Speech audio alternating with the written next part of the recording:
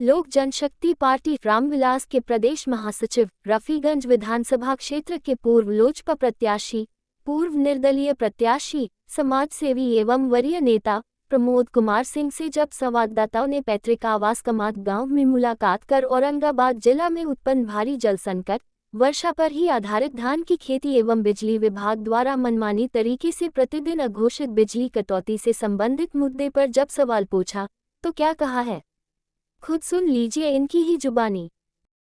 औरंगाबाद जिला में वर्षा पर ही आधारित है पूरा कृषि, लेकिन आज कई वर्षों से बारिश नहीं हो रहा है और पानी की भी इतना विकट समस्या उत्पन्न हो गया है औरंगाबाद जिला में कि इसका मुख्य वजह जो है श्री सीमेंट प्लांट में एग्रीमेंट से भी अलग हट करके अंधाधुंध बोरिंग किए जाने की वजह ही माना जा रहा है। और आरओ प्लांट भी माना जा रहा है कि आरओ प्लांट भी जो है गलत तरीके से बहुत जगहों पर चल रहा है पूरे ज़िले के अंदर, जिला एवं ज़िले के विभिन्न ग्रामीण शहरी इलाकों में भी, जिसके चलते पानी की समस्या विकट है।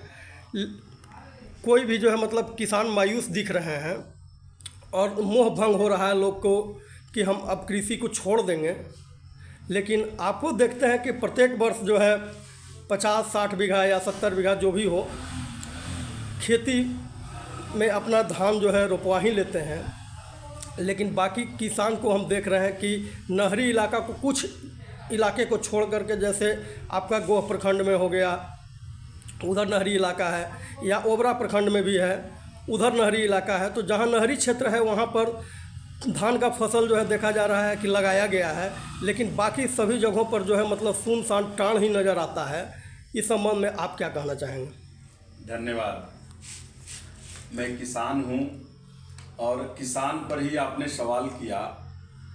औरंगाबाद जिला में जो योजना है, उत्तर कोयल का जो योजना, ये करीब करीब 45 वर्षों से लंबित है और औरंगाबाद जिला के करीब 4 प्रखंड, 11 प्रखंड में 4 प्रखंड को छोड़ करके 7 प्रखंडों का हालत बहुत ख़राब है।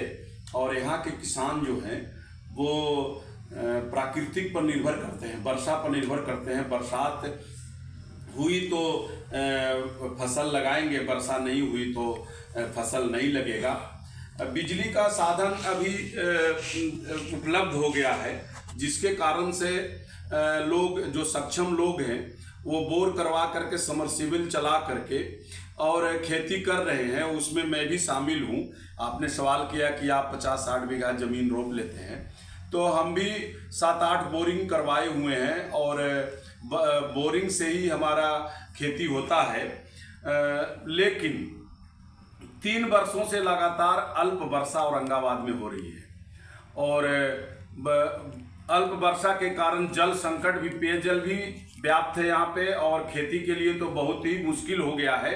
जो छोटे छोटे किसान हैं, जो सक्षम नहीं हैं, जो बोर नहीं करा सकते हैं, या जो सक्षम लोग भी हैं तो उनके पास ज़मीन कम है, वैसे लोगों का जो भूमि है वो परित रह रहा है, उसमें खेती नहीं हो पा रही है।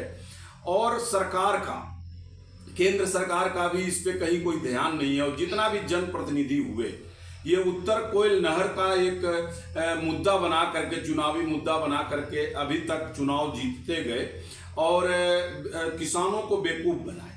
दूसरी बात है कि बिहार सरकार द्वारा औरंगाबाद जिला में जो यहाँ श्री सीमेंट फैक्ट्री शहर के नज़दीक लगाया गया, वो गलत हुआ। और उद्योग लगाने का सिस्टम है हमारे यहाँ सरकार के नियमों में है कि कहीं भी कोई नदी के किनारे ही विशेष रूप से उद्योग लगता है और वहाँ नदी से पानी लेना होता है। लेकिन सरकार के गलत नीति और यहाँ औरंगाबाद जिला के सांसद विधायकों का निष्क्रियता के कारण श्री सीमेंट में अवैध भूगर्भीय जल का मतलब दोहन किया जा रहा है श्री सीमेंट द्वारा।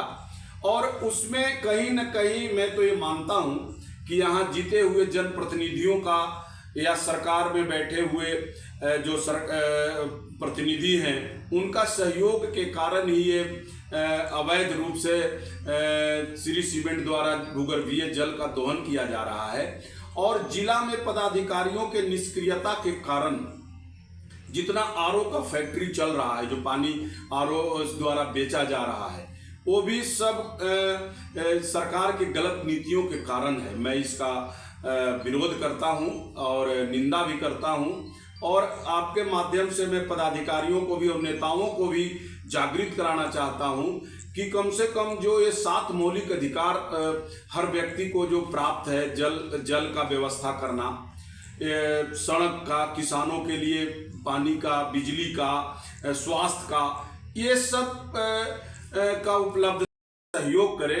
और सरकार से भी मांग रहेगा कि जब तक आप इन मौलिक मूलभूत सुविधाओं को उपलब्ध नहीं कराएंगे तब तक कोई भी व्यक्ति सुखी नहीं है। और विशेषकर औरंगाबाद के जो रफीगंज प्रखंड है, जहां हम लोग, और मदनपुर प्रखंड, रफीगंज विधानसभा विशेष रूप से प्राकृतिक पर निर्भर है यहाँ के किसान, और लगातार 3 वर्षों से सुखाड़ हो रहा है और कोई सूद बूद लेने वाला नहीं है। भाग्य भरोसे किसान हैं, जितना जिनके जो सक्षम है उसके अनुसार अपना मेहनत करके, बोरिंग के माध्यम से खेती करके, कारण कि जो किसान हैं खेती नहीं करेंगे तो खाना क्या खाएंगे। तो यहाँ सरकार तरफ से और पदाधिकारियों के तरफ से और नेताओं के तरफ से, विशेषकर रफीगंज विधानसभा के दोनों प्रखंडों में कोई भी व्यवस्था सिंचाई के लिए नहीं किया जा रहा है। यह मूलभूत सुविधा से हमारा रफीगंज विधानसभा अभी बहुत दूर है। और मैं लगातार 13 वर्षों से प्रयासरत रहता हूं कि हर वर्ष पेयजल का संकट होता है दलित महादलित टोला पे, गांवों में, तो वहाँ पे मैं उनको पेयजल का सुविधा भी कराते आ रहा हूँ। और इस साल भी अभी 13 चापाकल का व्यवस्था हमने 14 एक और अभी करवाया हूँ का व्यवस्था कराया। और जितना बनता है निजी फंड से मैं मूलभूत सुविधा उपलब्ध कराने का रफीगंज विधानसभा वासियों के लिए मैं तो चाह रहा हूँ, वो करते भी आ रहा हूँ। और परिवार स्वरूप हमको मानते हैं, मैं भी उनको परिवार मानता हूँ। तो ये हमारी एक जवाबदारी भी बनती है और प्रतिबद्धता भी है उनके साथ कि जितना मैं सक्षम रहूँगा रफीगंज विधानसभा वासियों का सेवा करते रहूँगा। प्रशासन को जहाँ तक जागरूक कराने की बात आपने अभी कहा कि प्रशासन को भी जागृत कराना चाहते हैं, लेकिन जब हमने पानी के मामले में कंटिन्यू खबर को चलाया था तो उस समय काफ़ी बयानबाजी भी हुआ, राजनीति हुआ, और प्रशासन को भी ज्ञापन सौंपा गया। डीएम के नाम से, जिला पदाधिकारी के नाम से ज्ञापन भी पॉलिटिकल पार्टी के द्वारा सौंपा गया। इसमें सभी लोगों ने करीब करीब जो है इंटरफेयर किया था। और आज विगत दिनों जो है, मतलब 1 सप्ताह पूर्व, जब यहाँ जदयू के राष्ट्रीय महासचिव भगवान सिंह कुशवाहा आए हुए थे तो उस समय हमने सवाल उठाया। तो उस समय उन्होंने तो जो है मतलब गोल मटोल जवाब देना चाहा था। उनको जानकारी भी इस संबंध में जो है श्री सीमेंट के बारे में उतना नहीं था जहाँ तक हमको लगा। तो वहाँ पर मौजूद थे आपको जदयू के जिला अध्यक्ष अशोक कुमार सिंह, जो पूर्व में रफीगंज विधानसभा क्षेत्र के 10 वर्षों तक विधायक भी रहे। तो उन्होंने ही उनका बचाव करते हुए और इंटरफेयर करके कहा कि हाँ, हम लोग इस मुद्दा को उठाए थे, अभी हम ही लोगों का देन है कि हम लोग को इसमें सफलता मिला। अब जो है 4547 करोड़ रुपया का जो है योजना पास हुआ है पानी लाने के लिए, जो है पाइपलाइन के माध्यम से औरंगाबाद, उसमें रोहतास जिला, डेहरी और औरंगाबाद भी शामिल है।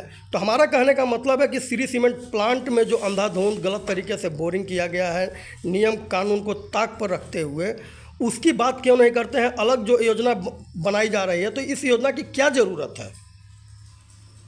देखिए, सब जुमलाबाजी है। जितने भी, मैं व्यक्तिगत किसी के बारे में नहीं बोल रहा हूँ, लेकिन आप सब जानते हैं, पब्लिक भी जानती है कि जब जब नेताओं को श्री सीमेंट से चंदा लेने की बात आती है तो जल संकट का बात उठाते हैं, और जब उनके पास पैकेट पहुंच जाता है तो वो सब चुप हो जाते हैं। और आप लोग जब उनसे सवाल कीजिएगा तो इधर उधर की बातें करके आपको बरगलाने का काम करेंगे। वो सब मैं जानता हूं, जितने भी नेता लोग श्री सीमेंट के पिछले वर्ष जल संकट जब औरंगाबाद में उत्पन्न हुई, उस समय सबों ने सोशल मीडिया के माध्यम से, तो पेपर के माध्यम से, तो धरना के माध्यम से, उस समय महागठबंधन की सरकार थी, और उस समय सभी पार्टी के जिला अध्यक्ष मिल करके श्री सीमेंट कंपनी के खिलाफ में एक मुहिम चलाया और वो मुहिम कुछ दिनों तक रहा जब तक उनके पास उनका श्री सीमेंट के पैसा नहीं पहुंच गया। अब तो मुद्दा ही गौन हो गया। और जब उनके पास पीछे के दरवाजा से जब झोली में उनका पैसा चला गया तो आज मुद्दा गौन हो गया और वो आपको घुमाने की बात कर रहे हैं 4500 करोड़ और 47 करोड़ 1547 करोड़। हाँ, 1547 करोड़।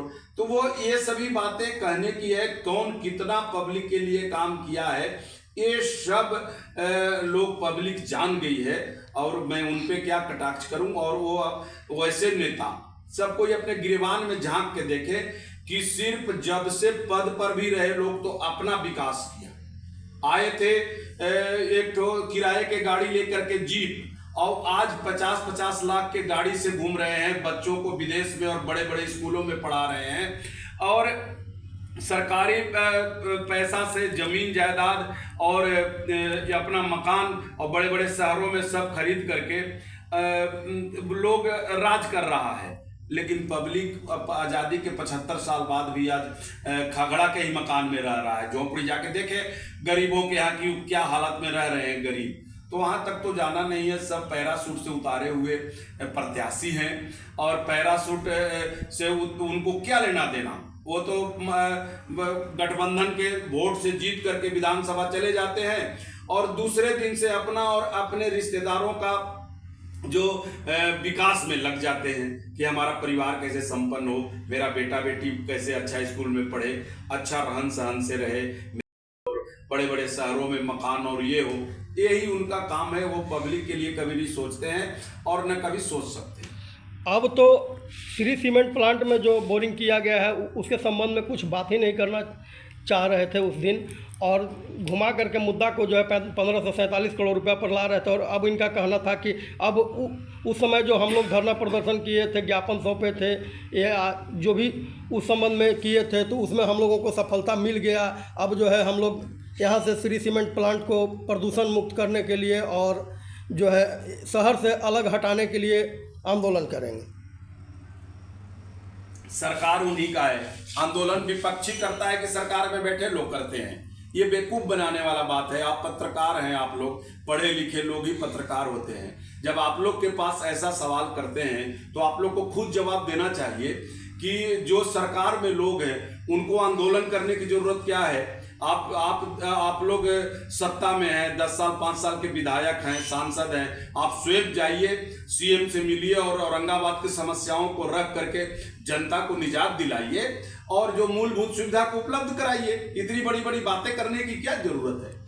समरसेबुल बोरिंग जो किया गया उस पर तो बात ही नहीं कर रहे, सीधा कह रहे हैं कि प्रदूषण से जो लोग परेशान हो रहे हैं, प्रदूषण यहाँ फैल रहा है, प्रदूषित हो रहा है, उसको प्रदूषण मुक्त करने के लिए और यहाँ से जो है शहर से अलग हटाने के लिए जो है हम लोग इसका आंदोलन करेंगे और मुख्यमंत्री को अवगत कराएंगे। वो कुछ नहीं करेंगे, उनको फिर से पैकेट चला जाएगा तो चुप हो जाएंगे। अभी उनको पैसा 5 साल से हार गए हैं चुनाव, तो नहीं आ रहा है तो उनको पैसा चाहिए। तो अब जैसा मुद्दा नहीं लाएंगे तो पैसा कौन देने वाला है। अच्छा, सांसद से भी जब हम इस मुद्दे पर सवाल किए थे तो सांसद एक दिन जो है मतलब चिढ़े हुए मिजाज में कहा कि यहाँ श्री सीमेंट में प्लांट बैठाने के लिए परमिशन किसने दिया था जब विपक्ष में थे। यहाँ के सांसद, पूर्व सांसद जब सुशील कुमार सिंह विपक्ष में थे भाजपा के, तो उन्होंने कहा था कि श्री सीमेंट प्लांट को यहाँ बैठाने के लिए परमिशन किसने दिया था, नीतीश कुमार ने ही तो दिया था ना। लेकिन अब जब नीतीश कुमार के साथ में आ गया भाजपा तो अब जो है उसके खिलाफ नहीं बोल पा रहे हैं। इस सवाल को हमने राष्ट्रीय प्रवक्ता के सामने भी रखा था, पूर्व सांसद मंत्री के सामने, प्रताप सरंगी के सामने। राजनीतिक गठबंधन की राजनीतिक है बिहार में। जो लोग जिस गठबंधन के साथ रहते हैं तो एक पार्टी लाइन के तहत पार्टी के विरुद्ध में बात करने का अधिकार नहीं होता है नेताओं का। उसके अंदर मैं भी आता हूँ। तो एनडीए जब वो महागठबंधन की सरकार में थे तो मुद्दा जो था उसको सही मुद्दा को सांसद ने रखा, और जब आज सत्ता में है तो आज कैसे बोलेंगे, नहीं बोल सकते हैं उसका। वो एक पार्टी लाइन से और अपना एक निर्देश रहता है कि सत्ता के पक्ष में ही बोलना है, और विशेषकर उसमें ज़्यादा हम लोग चुप्पी साधे रहते हैं और देखते हुए भी अनदेखा करते हैं कि चलो भाई ये गलत हो रहा है। लेकिन अब क्या करें यार, गठबंधन की राजनीतिक में मजबूर हो जाता है। तो जनता की समस्या का समाधान तो आखिर नहीं हो पाएगा ना, अगर खिलाफ में अगर यदि नहीं बोलते हैं। अगर गलत हो रहा है तो सत्ता पक्ष में रहने के बावजूद भी जो है इसका कम से कम विरोध तो करना चाहिए और अवगत कराना चाहिए। अब ये तो उनका व्यक्तिगत, उनसे पूछिए कि क्यों कर रहे हैं, इसका सवाल का जवाब सांसद महोदय ही देंगे। हम नहीं बोल सकते, ये सांसद महोदय का सवाल है। हमको जहाँ बोलना है, सत्ता में रहें, अब विपक्ष में रहें, हमसे जो सवाल कीजिएगा उसका सवाल का जवाब हम देंगे। आप भी खेती कर रहे हैं और या नहरी क्षेत्र में जो है अभी खेती के लिए जो है धान की रोपाई हो गई है। बहुत जगहों पर हमने देखा, पूरे ज़िला का हाल भले ही बेहाल हो बारिश के वजह से, क्योंकि मगध प्रमंडल जो है करीब करीब बारिश पर ही आधारित है, वर्षा पर ही आधारित होता है। वर्षा नहीं होता तो यहाँ खेती का कोई गारंटी नहीं होता है। लेकिन यहाँ बिजली की भी जो स्थिति वर्तमान देखा जा रहा है, बिजली अघोषित जो है काट दिया जाता है। 5 मिनट 10 मिनट भी बिजली नहीं रहती है। और कब जो है मतलब बिजली कटती है, दिन में या रात में, 12 बजे 1 बजे 2 बजे रात में भी काटता है, और उसका कोई समय निर्धारित नहीं होता कि कब बिजली आएगी या जाएगी। मैं तो पहले ही मुद्दा बताया कि जो मूलभूत सुविधा उपलब्ध कराने के लिए हम विधायक और सांसद चुनते हैं, तो ये नेताओं के निष्क्रियता के कारण और अधिकारी का मनमानी के कारण ऐसा हो रहा है। हम ही हैं जो किसानों के लिए प्रखंड में, दोनों प्रखंडों में जब सुखाड़ होता है तो उनके लिए समस्या के लिए हम धरना देते हैं, और हम ही हैं जो बिजली विभाग के खिलाफ में धरना देते हैं। बिजली विभाग के इतना पदाधिकारी मनमाना कर रहे हैं कि आज मतलब अघोषित 14 घंटा निर्बाध बिजली देना है किसानों का, 10 घंटा से ज़्यादा बिजली नहीं दे पा रहे हैं उन लोग। हम अब बिजली में आत्मनिर्भर हैं। औरंगाबाद जिला जो है, यहाँ 2 NTPC है, सौर ऊर्जा ताप है बघौरा का। इसके बाद भी जहाँ जिसका उत्पादन है और वहाँ के लोग बिजली से वंचित है, और बिजली के लिए हम पदाधिकारियों के सामने धरना प्रदर्शन विभाग के सामने करें, ये हमारे लिए बहुत बड़ा दुर्भाग्य है। और इसका दोषी मैं विशेषकर यहाँ के नेताओं को मानता हूँ कि नेता लोग अधिकारी से इतना दबे हुए हैं कि अपना स्वयं का काम कराने के लिए वो अधिकारी से अपनी मजबूती से बात जनता का नहीं रख पाते हैं। और सरकार के घोषणा के बाद भी, उनके आदेश के बाद भी सरकार जो सरकारी कर्मचारी वो मनमाना कर रहे हैं, और उसका देन यहाँ के जीते हुए जनप्रतिनिधियों का है कि जब वो मुद्दा को लेकर के, अपनी समस्या को लेकर के अधिकारी के पास नहीं जाएंगे और अधिकारी को अवगत नहीं कराएंगे, तब तक ऐसा समस्या बना रहेगा। और विशेषकर रफीगंज विधानसभा में और मगध क्षेत्र में कोई भी ऐसा जनप्रतिनिधि नहीं है जो अपनी बात सरकार तक पहुंचाए और सरकारी कर्मचारियों तक पहुंचाए। उसी का प्रतिफल है कि आज जनता यहाँ परेशान है। औरंगाबाद में ही जब DM कुंदन कुमार थे तो उन्होंने एक नियम बनाया था, और उस समय जो है निर्बाध रूप से बिजली 10 बजे रात्रि से लेकर के 6 बजे सुबह तक रहता था। उनका कहना था कि अगर बिजली काटना है तो संध्या के वक्त से बिजली जो है 10 बजे के पहले जहाँ भी वर्क करना है तुम वर्क कर लो, लेकिन जो है बिजली 10 बजे से 6 बजे तक नहीं कटना चाहिए, और निर्बाध रूप से बिजली रहती थी। लेकिन आज तो बिजली का कोई समय ही नहीं है। इसका सवाल का जवाब तो हमने आपको दे दिया कि यहाँ के जनप्रतिनिधियों का देन है कि पदाधिकारी मनमाना कर रहे हैं, और अभी प्रजातंत्र में प्रजा मालिक होता है। लेकिन हम तो देख रहे हैं करीब विशेषकर 5 वर्षों में नौकरशाह का बढ़ावा हुआ है, और जितने भी पदाधिकारी हैं वो नेताओं को लगाते नहीं है, जीते हुए जनप्रतिनिधियों को कुछ समझते नहीं है, और मनमाना तरीके से काम कर रहे हैं। उनको जो आता है मन में वो काम कर रहे हैं, नहीं किसी से उनको डर है, और व्याप्त भ्रष्टाचार में सब लिप्त हैं। और उसमें कहीं न कहीं हमें आशंका है कि हमारे जनप्रतिनिधि भी मिले हुए हैं, तब तो उनके खिलाफ में कोई बात नहीं करते हैं और न सरकार तक के बात को पहुंचाते हैं। को यहाँ जीते हुए जनप्रतिनिधियों से कोई डर नहीं है। कहीं न कहीं साठ घाट से सरकारी कर्मचारियों के साथ जनप्रतिनिधियों का है, और उसका परिणाम जो है कि आज पब्लिक झेल रही है।